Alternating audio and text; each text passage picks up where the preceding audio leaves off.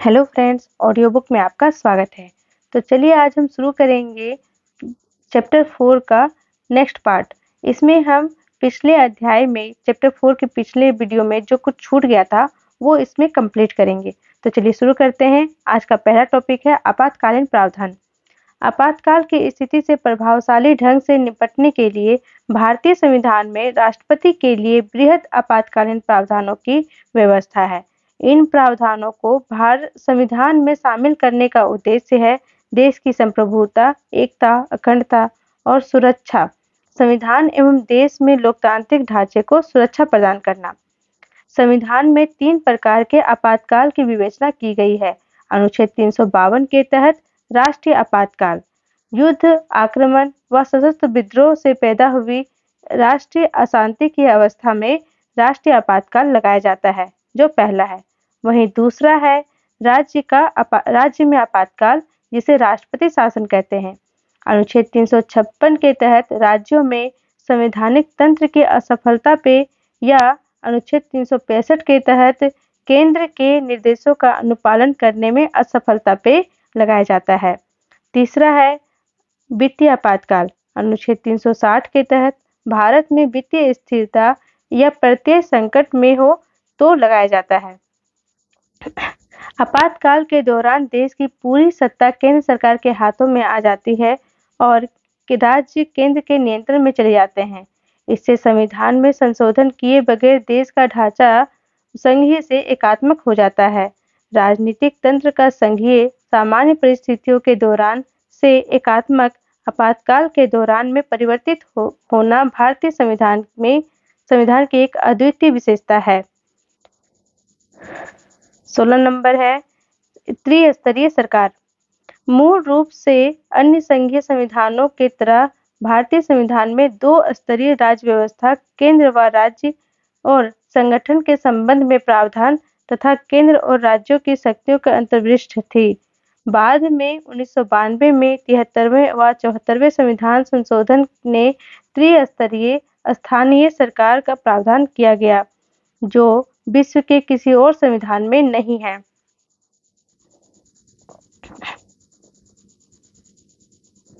संविधान में एक नया भाग 9वां और नई अनुसूची 11वीं जोड़कर वर्ष 1992 में 73वें संविधान संशोधन के माध्यम से पंचायतों को संवैधानिक मान्यता प्रदान की गई। इसमें एक नया भाग 9 जोड़ा गया। यह भाग प्रत्येक राज्य के पंचायती राज के त्रिस्तरीय प्रणाली प्रदान करता है, अर्थात ग्राम, मध्यवर्ती और जिला स्तरों पर पंचायतें।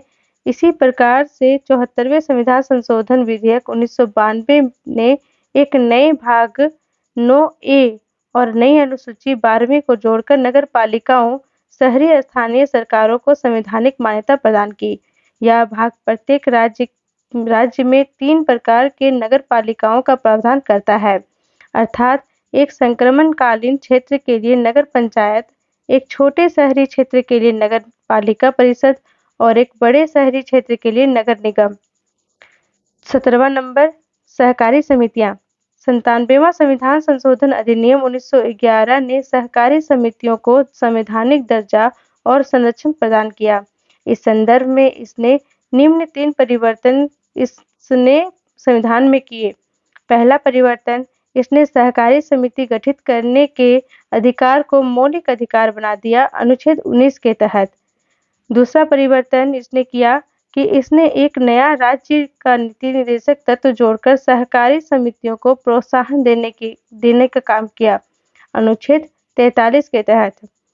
वहीं तीसरा नंबर, इसने संविधान में एक नया भाग 9B जोड़ा, सहकारी समितियां द कोऑपरेटिव सोसाइटी शीर्षक से, अनुच्छेद 243 ZH से लेकर अनुच्छेद 243 ZT तक।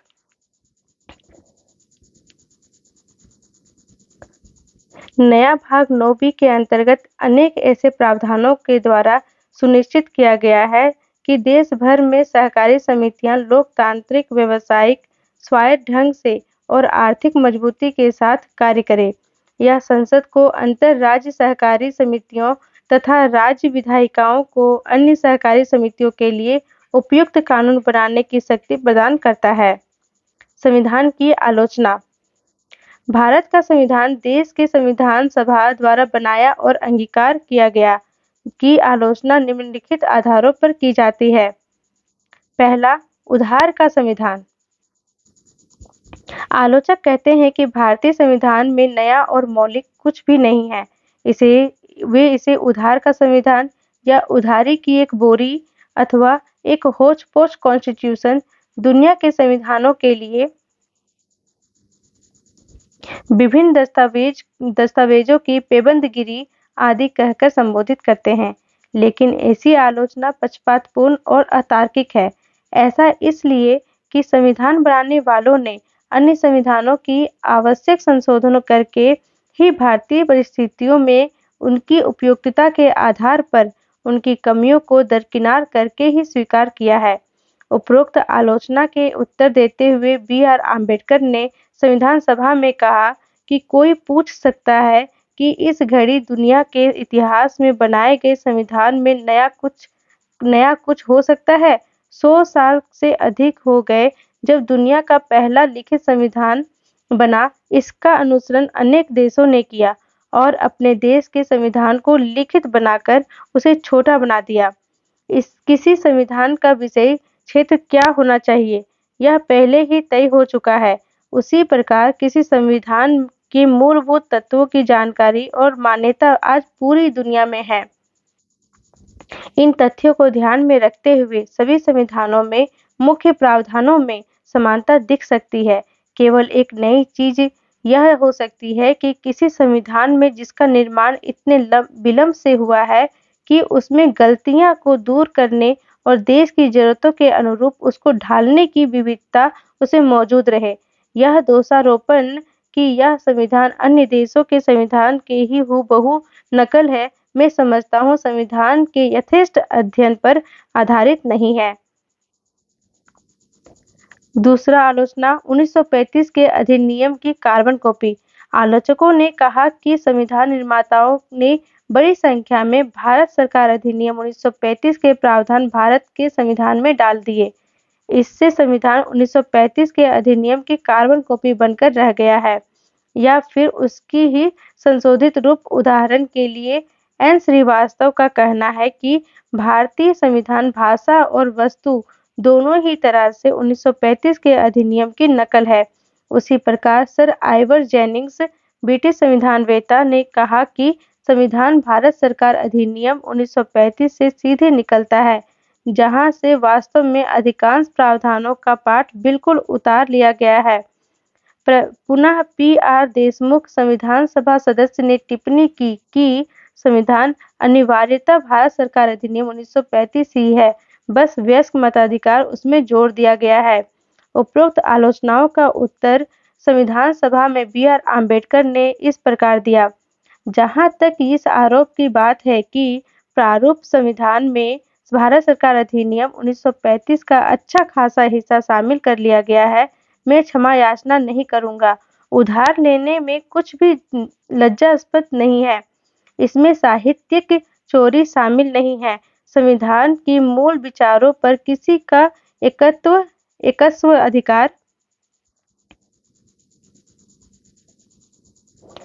अधिकार नहीं है। मुझे खेद इस बात के लिए है कि भारत सरकार अधिनियम 1935 के लिए गए प्रावधान अधिकतर प्रशासनिक विवरणों से संबंधित है।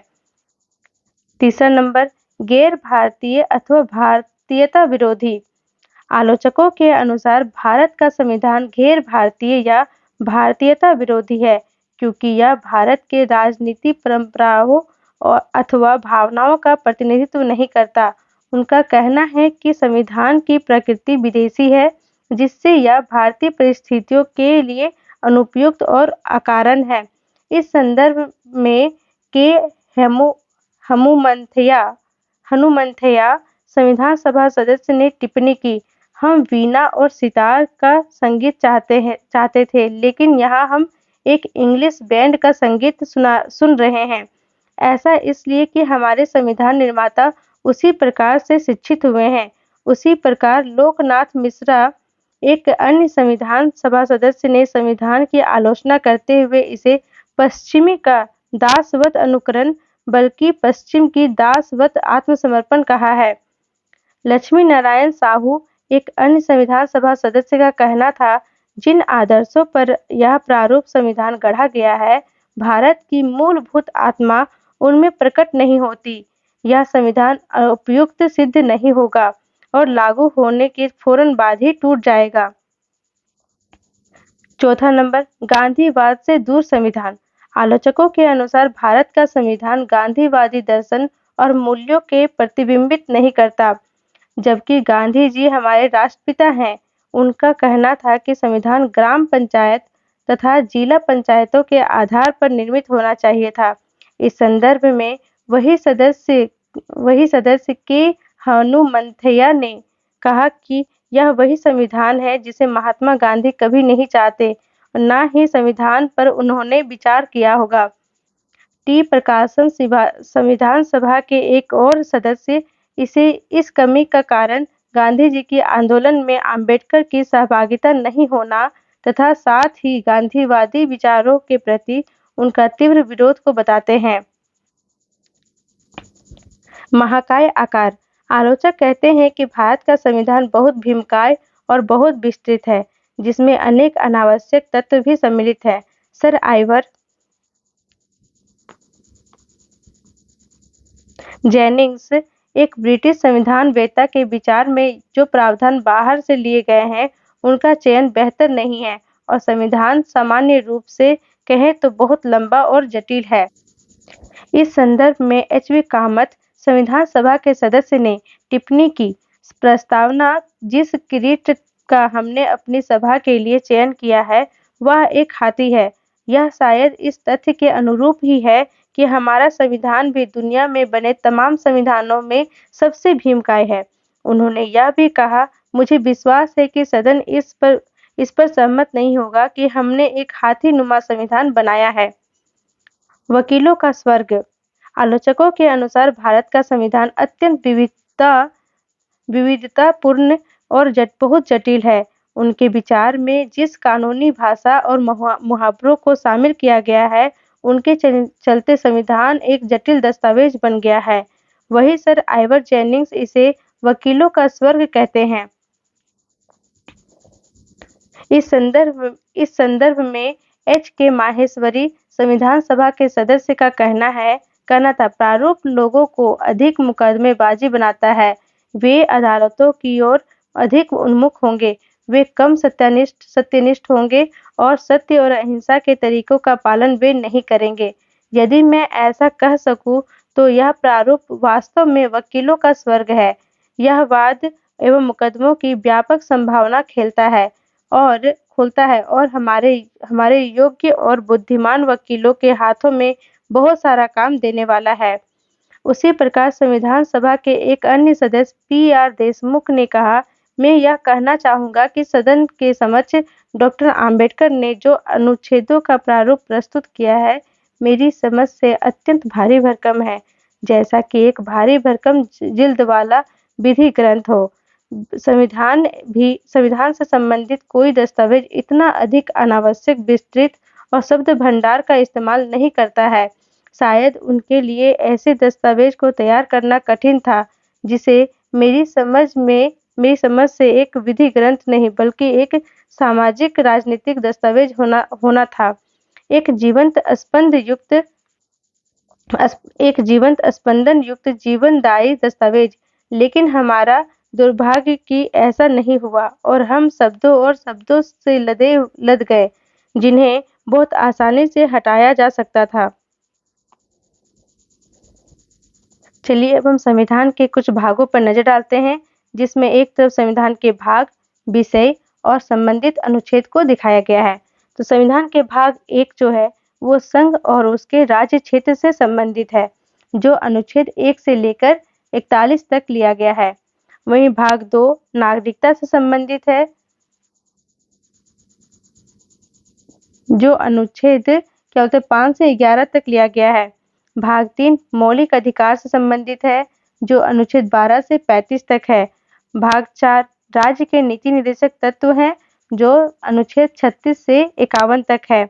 भाग 4 का मौलिक कर्तव्य है, जो स्वर्ण सिंह समिति के अनुरोध पे बनाया गया था और यह अनुच्छेद 51 का से संबंधित है। भाग 5 संघ सरकार से संबंधित है, जो कुल अनुच्छेद 52 से 151 तक गया है। इसमें अध्याय बटे हुए हैं, जो कुल 5 अध्याय हैं, जिसमें पहला अध्याय कार्यपालिका, दूसरा अध्याय संसद, तीसरा अध्याय राष्ट्रपति की विधायी शक्तियां, चौथा अध्याय संघ की न्यायपालिका और पांचवा अध्याय भारत का नियंत्रक और महालेखा परीक्षक से लिया गया है। वहीं भाग 6 जो है वो राज्य सरकार से लिया गया है। राज्य सरकार को भी अध्यायों में बांटा गया है इसमें, और राज्य सरकार का जो अनुच्छेद है वो 152 से स्टार्ट होता है और 213 तक चलता है। सॉरी, भाग 5 तक लिया गया है, जो 232 तक चलता है, 151 से 232 तक।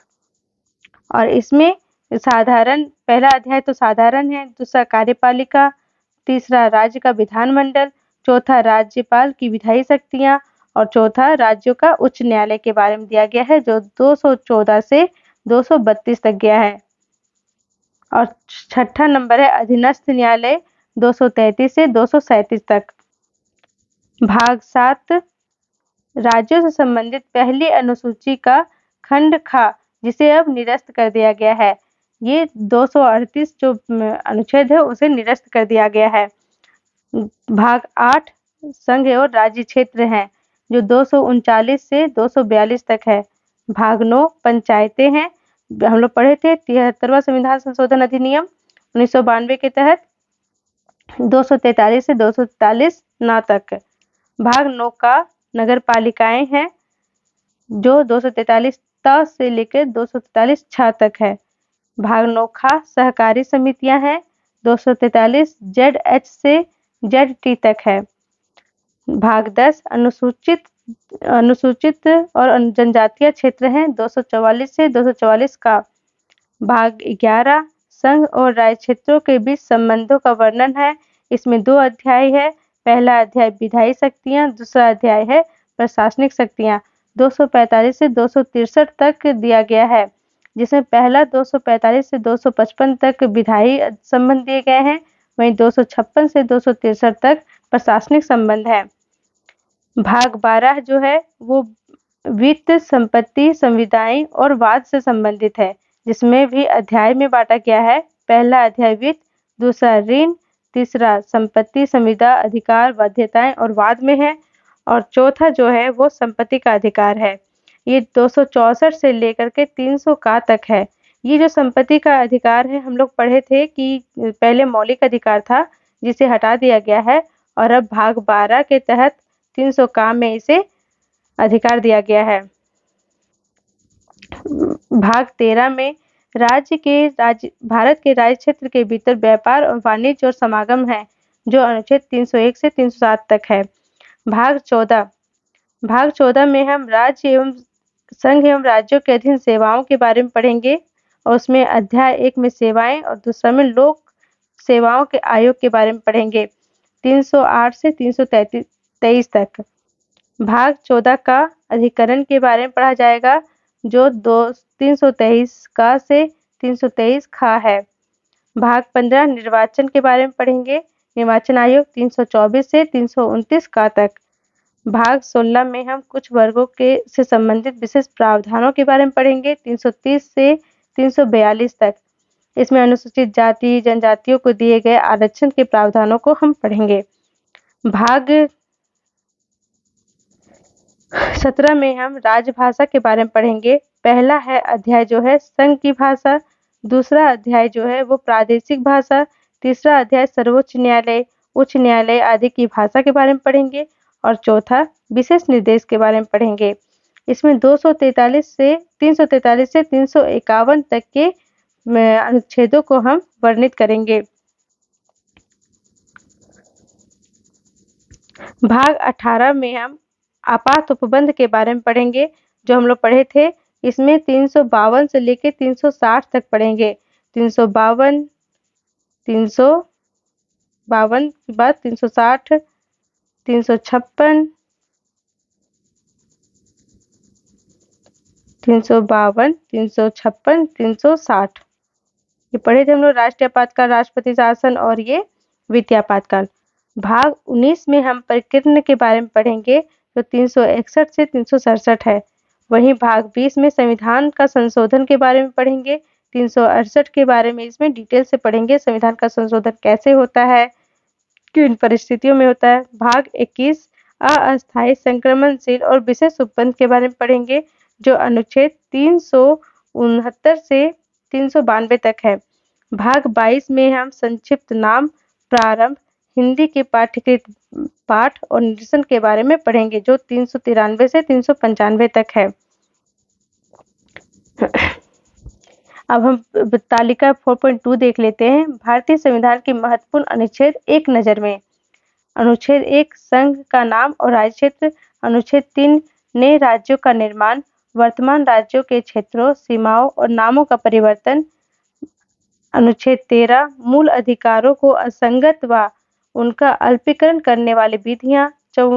14 विधि के समझ समानता। 15 धर्म, नस्ल, जाति, लिंग और जन्मस्थान के आधार पर भेदभाव का निषेध। अनुच्छेद 16 लोक नियोजन के विषय पर अवसर की समानता। अनुच्छेद 17 अस्पृश्यता का अंत। अनुच्छेद 19 वाक स्वतंत्रता आदि विषयक कुछ अधिकारों का संरक्षण। अनुच्छेद 21 प्राण एवं दैहिक स्वतंत्रता का संरक्षण। अनुच्छेद 21 का प्राथमिक शिक्षा का अधिकार। अनुच्छेद 25 अंतःकरण की और धर्म आबाद रूप से मानने, आचरण और प्रचार करने की स्वतंत्रता। अनुच्छेद 30 शिक्षा संस्थानों की स्थापना, प्रशासन करने का अल्पसंख्यक वर्गों का अधिकार। अनुच्छेद 32 मौलिक अधिकारों को प्रवृत्त कराने के लिए रीट सहित उपचार। अनुच्छेद 38 राज्य लोक कल्याण की अभिवृद्धि के लिए सामाजिक व्यवस्था बनाएंगे। अनुच्छेद 40 ग्राम पंचायतों का संगठन। अनुच्छेद 44 नागरिकों के लिए समान नागरिक संहिता। अनुच्छेद 45 6 वर्ष से कम आयु वाले बालकों के लिए निःशुल्क और अनिवार्य शिक्षा का उपबंध। 46 अनुसूचित जातियों, अनुसूचित जनजातियों व अन्य कमजोर वर्गों की शिक्षा और अर्थ संबंधी हितों का अभिवृद्धि। अनुच्छेद 50 कार्यपालिका से न्यायपालिका का पृथक्करण। अनुच्छेद 51 अंतर्राष्ट्रीय शांति व सुरक्षा की अभिवृद्धि। 51 का मौलिक कर्तव्य। अनुच्छेद 72 क्षमा आदि की और कुछ मामले में दंड आदेश के निलंबन, परिहार, लघुकरण की राष्ट्रपति की शक्ति। अनुच्छेद 74 राष्ट्रपति को सहायता व सलाह देने के लिए मंत्रिपरिषद। अनुच्छेद 110 धन विधेयक की परिभाषा। 112 वित्तीय वार्षिक विवरण। 123 संसद के विश्रांति काल में अध्यादेश प्रख्यापित करने की राष्ट्रपति की शक्ति। अनुच्छेद 143 उच्चतम न्यायालय की परामर्श करने की राष्ट्रपति की शक्ति। अनुच्छेद 155 राज्यपाल की नियुक्ति। अनुच्छेद 161 क्षमा आदि की और कुछ मामले में दंडादेश को निलंबन, परिहार और लघुकरण की राज्यपाल की शक्ति। 163 राज्यपाल को सहायता और सलाह देने के लिए मंत्रिपरिषद। 169 राज्य के विधान परिषदों का उत्साधन या सृजन। अनुच्छेद 200 विधायकों पर अनुमति। अनुच्छेद 213 विधानमंडल के विश्रांति काल में अध्यादेश प्रख्यापित करने की राज्यपाल की शक्ति। अनुच्छेद 226 कुछ रीटें निकालने की उच्च न्यायालय की शक्ति। अनुच्छेद 239 का दिल्ली के संबंध में विशेष उपबंध। अनुच्छेद 249 राज्य सूची के विषय के संबंध में राष्ट्रीय हित में कानून बनाने की संसद की शक्ति। अनुच्छेद 262 अंतर्राज्यीय नदियों और नदी घाटियों के जल संबंधी विवादों का न्याय निर्णयन। अनुच्छेद 263 अंतर्राज्यीय परिषद के संबंध में उपबंध। अनुच्छेद 275 कुछ राज्यों को संघ से अनुदान। अनुच्छेद 279 का वस्तु और सेवा कर परिषद है। अनुच्छेद 280 वित्त आयोग। अनुच्छेद 300 वाद एवं कार्यवाहियां। 300 का विधि के प्राधिकार के बिना व्यक्तियों की संपत्ति से वंचित न किया जाना, संपत्ति का अधिकार। 311 संघ या राज्य के अधीन सिविल हैसियत से नियोजित व्यक्तियों का पदच्युत किया जाना, पद से हटाया जाना या पदान्वत करना। 312 अखिल भारतीय सेवाएं। 315 संघ और लोक सेवा आयोग। 320 लोक सेवा आयोग की कृत्य। 323 का प्रशासनिक अधिकरण, 324 निर्वाचन के अधीक्षण, निर्देशन और नियंत्रण का निर्वाचन आयोग में निहित होना, 330 लोकसभा में अनुसूचित जातियों, अनुसूचित जनजातियों के लिए स्थानों का आरक्षण, 335 सेवाओं और पदों के लिए अनुसूचित जातियों और जनजातियों का दावा, 352 आपात स्थिति की घोषणा, राष्ट्रीय आपातकाल, 356 राज्यों में संवैधानिक तंत्र के विफल हो जाने की दिशा में उपबंध, राष्ट्रपति शासन, 360 वित्तीय आपात स्थिति के बारे में उपबंध, 365 संघ द्वारा किए गए निर्देशों का अनुपालन करने या उनको प्रभावी करने में असफलता का प्रभाव, 368 संविधान का संशोधन करने की संसद की शक्ति या उसकी प्रक्रिया। संविधान के अनुसूचियों पर एक नज़र। तो चलिए अब हम संविधान के अनुसूचियों पर एक नज़र डालते हैं। संविधान में हम जानते हैं कि मूल संविधान में 8 अनुसूचियां थी, जिसको संशोधन के द्वारा और 4 जोड़े गए और अब कुल 12 अनुसूचियां हैं। तो देखते हैं हम पहली अनुसूची, प्रथम अनुसूची में राज्यों के नाम और उनके न्यायिक क्षेत्र का वर्णन किया गया है। तो साथ ही साथ संघ राज्य क्षेत्रों के नाम और उनकी सीमाएं भी वर्णित किए गए हैं और इसका जो अनुच्छेद है वो 1 से लेकर 4 तक है। दूसरी अनुसूची की परिलब्धियों व प्रभत्ते, विशेषाधिकार और इससे संबंधित प्रावधान है। इसमें भारत के राष्ट्रपति, राज्यों के राज्यपाल, लोकसभा के अध्यक्ष उपाध्यक्ष, राज्यसभा के सभापति उपसभापति, राज्य विधानसभाओं के अध्यक्ष उपाध्यक्ष, राज्य विधान परिषदों के सभापति उपसभापति, सर्वोच्च न्यायालय के न्यायाधीश, उच्च न्यायालय के न्यायाधीश, भारत के नियंत्रक और महालेखा परीक्षक का वर्णन किया गया है। इसमें अनुच्छेद जो है मेनली वो 59, 65, 75, 97, 125, 148, 158, 164, 186 एवं 221 है। वहीं तीसरी अनुसूची जो है वो शपथ एवं प्रतिज्ञान के प्रारूप दिए गए हैं। जो दूसरी है उसमें दिया गया है वेतन भत्ते के बारे में और तीसरा दिया गया है शपथ और प्रतिज्ञान के बारे में। इसमें संघ के मंत्री, संसद के लिए निर्वाचन हेतु शिक्षार्थी, अभ्यर्थी और संसद के सदस्य, सर्वोच्च न्यायालय के न्यायाधीश, भारत के नियंत्रक एवं महालेखा परीक्षक, राज्य मंत्री, राज्य विधानमंडल के निर्वाचन के लिए अभ्यर्थी, राज्य विधानमंडल के सदस्य, उच्च न्यायालय के न्यायाधीश आते हैं। इसमें से संबंधित जो मेनली अनुच्छेद है वो है 75, 84, 99, 124, 148। ये जो दिए गए हैं वो इन्हीं सबसे संबंधित है। जैसे भारत के नियंत्रक और महालेखा परीक्षक जो है 148 के तहत आते हैं। संघ के मंत्री 75 के तहत आते हैं। उस तरह से पूरा यह उल्लेख किया गया है। चौथी अनुसूची जो है वह राज्यों और संघ केंद्र शासित प्रदेशों के लिए राज्यसभा में सीटों का आवंटन है, जो अनुच्छेद 4 एवं 80 से संबंधित है। पांचवी अनुसूचित और जनजातियों के क्षेत्र के प्रशासन एवं नियंत्रण से उपबंधित है, जो अनुच्छेद 244 से संबंधित है। छठी अनुसूची असम, मेघालय, त्रिपुरा, मिजोरम राज्यों के जनजातीय क्षेत्रों के प्रशासन के बारे में उपबंध है, जो अनुच्छेद 44 और 275 से संबंधित है। सातवीं अनुसूची संघ सूची मूल रूप से 97 मगर फिलहाल 98 विषय इसमें है। राज्य सूची मूल रूप से 66 मगर फिलहाल इसमें 59 विषय हैं। समवर्ती सूची मूल रूप से 47 लेकिन अभी 52 विषय इसमें शामिल हैं। के संदर्भ में राज्यों और केंद्र के मध्य शक्तियों का विभाजन है। और सातवीं अनुसूची का जो उपबंध है वो अनुच्छेद 246 के तहत किया गया है। आठवीं अनुसूची संविधान द्वारा मान्यता प्राप्त भाषाएं का उल्लेख है। मूल संविधान में 14 भाषाएं थी और संविधान संशोधन के द्वारा अब इसमें 22 भाषाएं शामिल हैं, जिसमें देखते हैं ये भाषाएं कौन कौन है।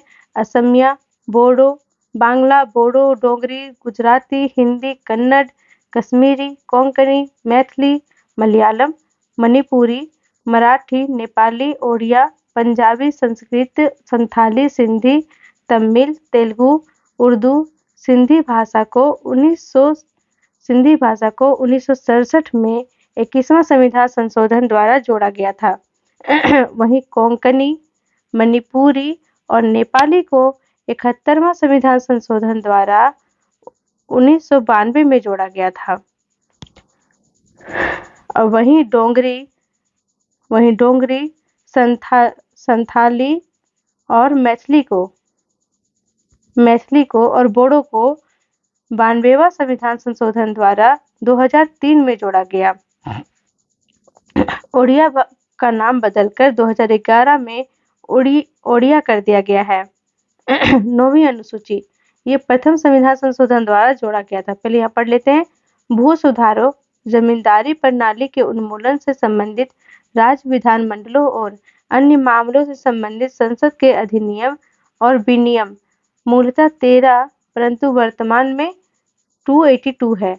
इस अनुसूची को पहले संविधान संशोधन 1951 द्वारा मूल अधिकारों के उल्लंघन के आधार पर न्यायिक समीक्षा से इसमें सम्मिलित कानूनों से इसे बचाने के लिए जोड़ा गया था। तथापि उच्चतम न्यायालय ने निर्णय दिया कि इस अनुसूची में 24 अप्रैल 1973 के बाद सम्मिलित कानूनों पर न्यायिक समीक्षा की जा सकती है। 10वीं अनुसूची, दल बदल के आधार पर संसद व विधानसभा के सदस्यों की निर्भरता के बारे में उपबंध। इस अनुसूची को 52वां संविधान संशोधन अधिनियम 1985 द्वारा जोड़ा गया। इसे दल बदल विरोधी कानून भी कहा जाता है।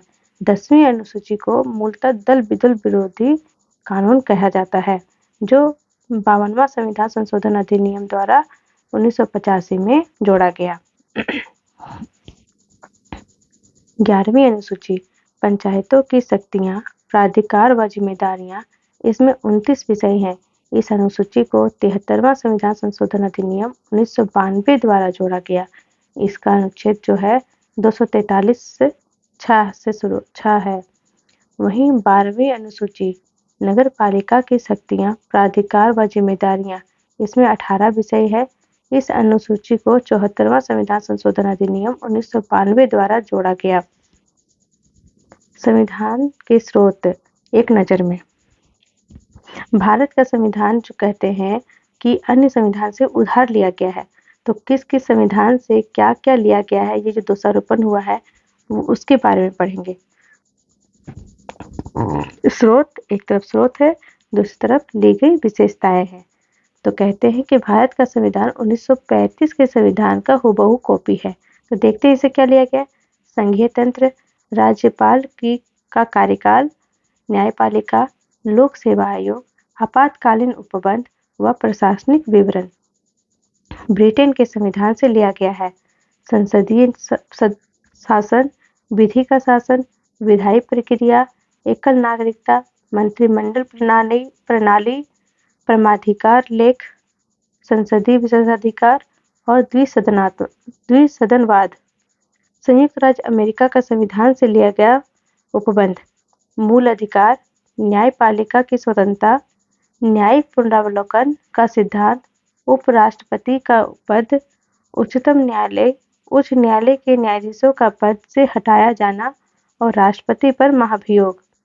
आयरलैंड का संविधान, राज्य का नीति निर्देशक सिद्धांत, राष्ट्रपति की निर्वाचन पद्धति, राज्यसभा के लिए सदस्यों का नामांकन।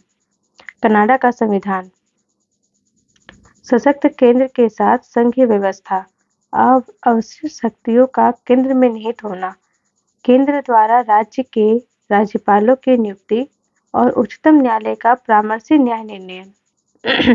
6ठा नंबर है ऑस्ट्रेलिया का संविधान, समवर्ती सूची, व्यापार, वाणिज्य और समागम की स्वतंत्रता, संसद के दोनों सदनों की संयुक्त बैठक। जर्मनी का वाइमर संविधान, मौलिक अधिकारों के निलंबन से संबंधित आपातकालीन प्रावधान। सोवियत संघ पूर्ववर्ती का संविधान, मूल कर्तव्य प्रस्तावना में न्याय, सामाजिक, आर्थिक और राजनीतिक न्याय का आदर्श। फ्रांस का संविधान, गणतंत्रात्मक प्रस्तावना में स्वतंत्रता, समानता और बंधुत्व का आदर्श है। दक्षिण अफ्रीका का संविधान, संविधान में संशोधन की प्रक्रिया, राज्यसभा के सदस्यों का निर्वाचन। जापान का संविधान, विधि द्वारा स्थापित प्रक्रिया। तो ये लेक्चर अभी यहीं समाप्त होता है। हम लोगों ने चैप्टर 4 को रीड कर लिया है पूरा, जिसका नाम है संविधान की प्रमुख विशेषताएं। तो नेक्स्ट में हम चैप्टर 5 को रीड करेंगे। तो थैंक यू।